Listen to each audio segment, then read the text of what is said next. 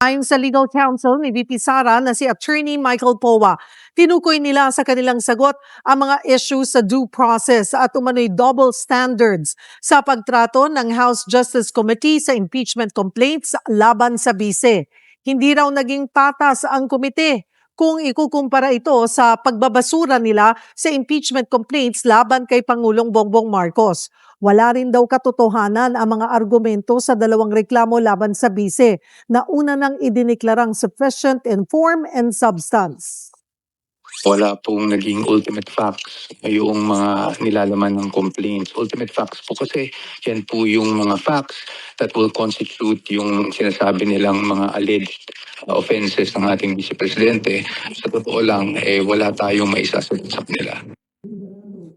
May 3 araw para mag-reply sa mga sagot ni VP Sara ang complainants.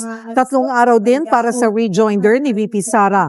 Sa April 8, target ng komiteng tukuyin kung sufficient in grounds ang mga reklamo.